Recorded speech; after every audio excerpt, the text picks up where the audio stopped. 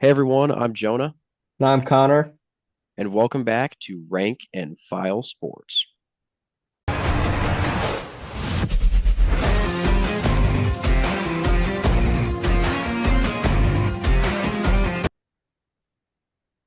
Baylor Bears are looking to improve off of a very solid season that saw them in the top half of a loaded Big 12 conference. And you know what they decided to do? Bring back so much returning production on the offensive side of the ball. They got senior leaders in their wide receiver room coming back. They got now two sophomore running backs returning after amazing freshman seasons, and they're led by Sawyer Robertson after a 3,000 yards and 28 touchdown season. This Baylor team is looking like they are ready to take the leap and compete for a Big 12 title, taking games off of the juggernauts of the Big 12, like Arizona State, like Kansas State, like Iowa State, like BYU.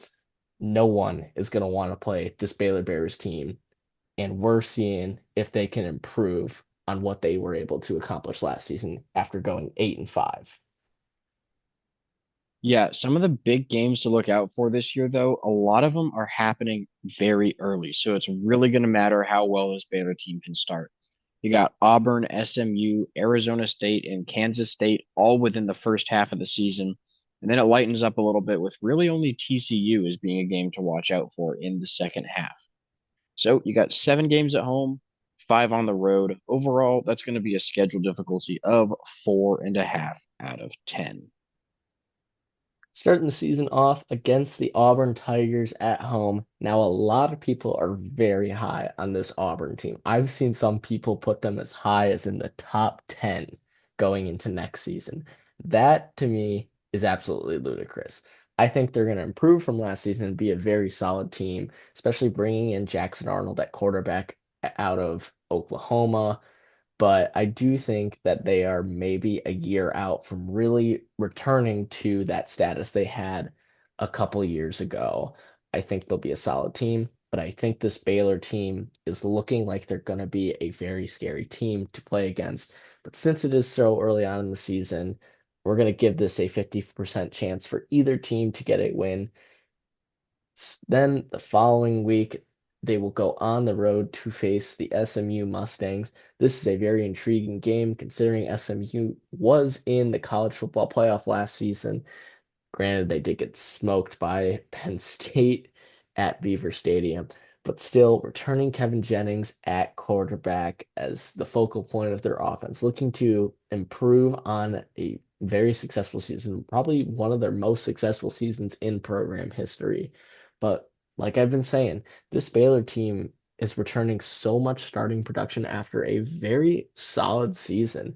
They've finished in the top half of that Big 12 conference that had, I think, four teams finish 7-2 in conference. Baylor finished 6-3 in conference, tied with TCU and Texas Tech. And we've already posted videos about TCU and Texas Tech. You already know how we feel about both those teams. We're very high on those teams, and we're very high in this Baylor team to compete once again. So they can hang with this SMU team. But since it is on the road, we are going to slightly favor the Mustangs in this one, giving Baylor a 45% chance to get a solid win early on in the season on the road. Following that, they have probably their easiest game of the season, the non-conference game against Samford. Don't know anything about Samford's football team. Know that they have upset potential usually during March Madness, but on the football field, the Bears wash 100% chance for Baylor to get a win here. Yep. Two really tough Big 12 games, though, in these next three.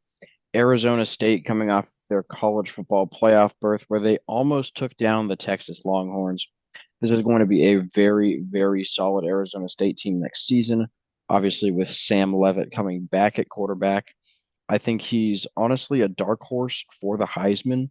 If he can really just play as well as he did last season, improve a little bit, he's definitely going to be up there in that conversation. And I don't think enough people are talking about how good he could potentially be next year.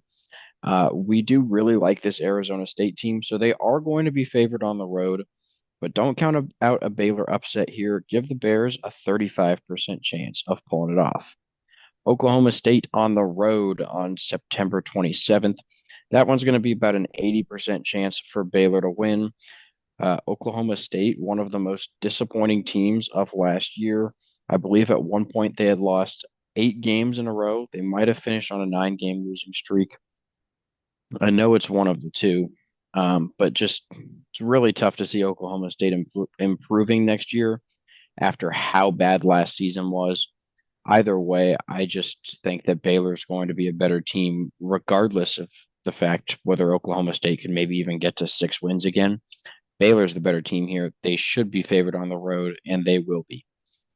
Kansas State at home. Another really tough game here. The Wildcats, one of the favorites in the Big 12, again, bringing back Avery Johnson at quarterback. I think he's going to be very, very solid. And talent wise, these are very comparable teams.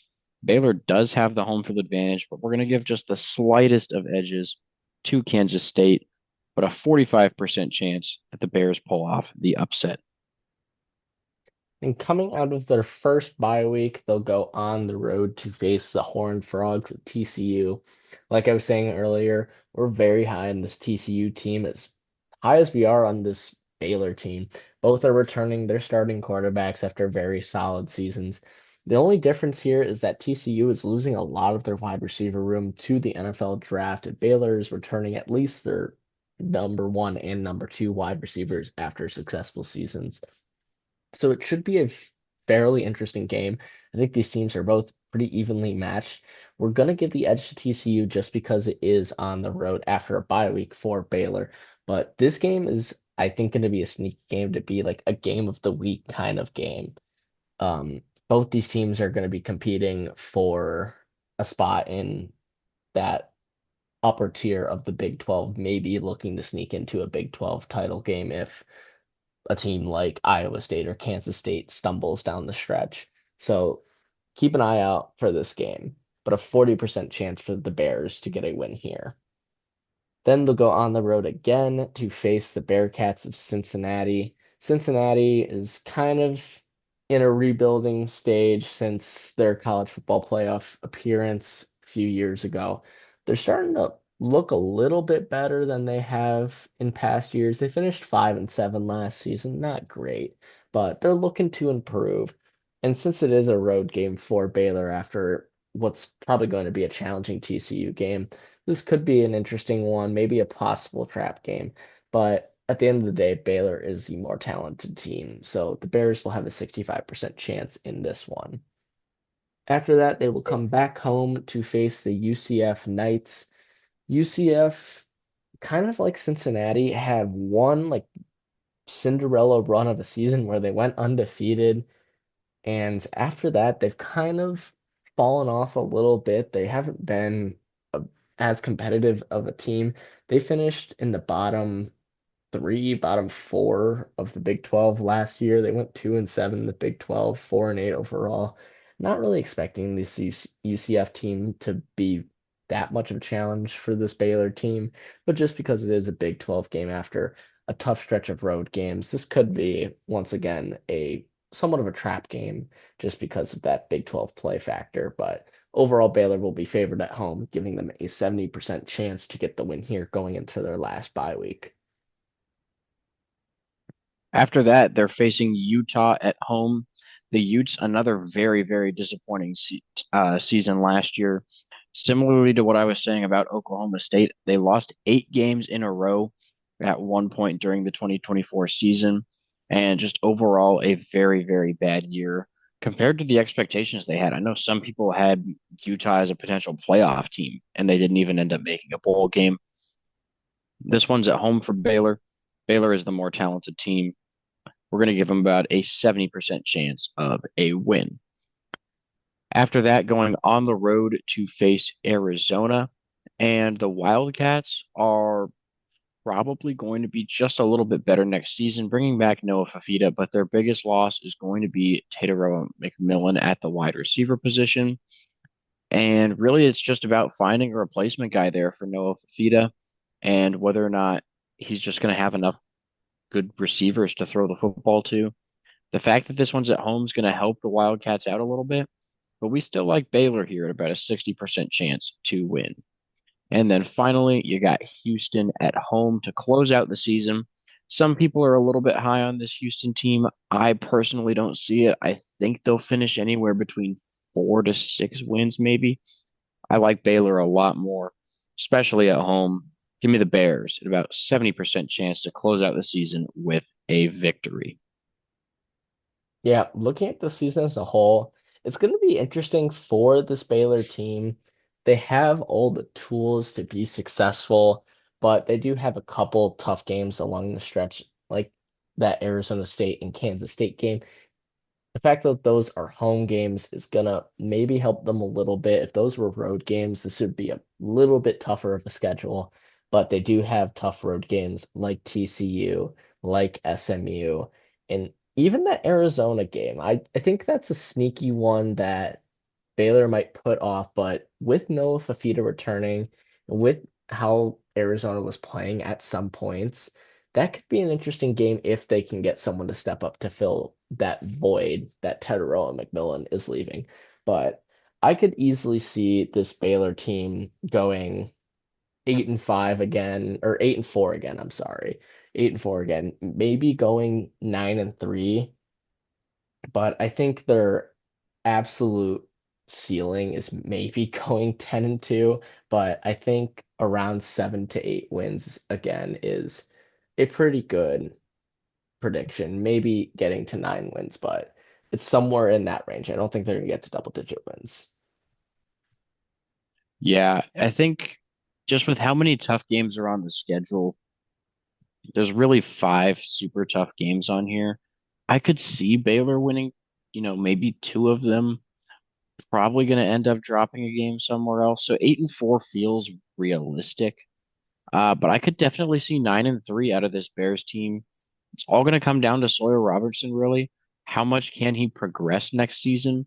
And really, just does this returning talent continue to produce as much as they did last year? And I think the biggest thing is, can the defense improve? Other than that, I mean, this is going to be a really solid year for Baylor, I think. So 8-4 most likely. I could see them doing 9-3 as well. Last season, the Bears did go 8-5. Our projected win total for this season is 7.3 wins. That's based off of all of the percentages from the last screen.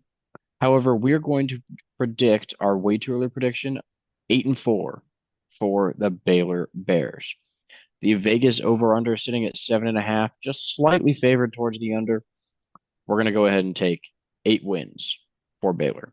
So thank you guys for watching. Please make sure to like and subscribe, and we'll see you in our next video.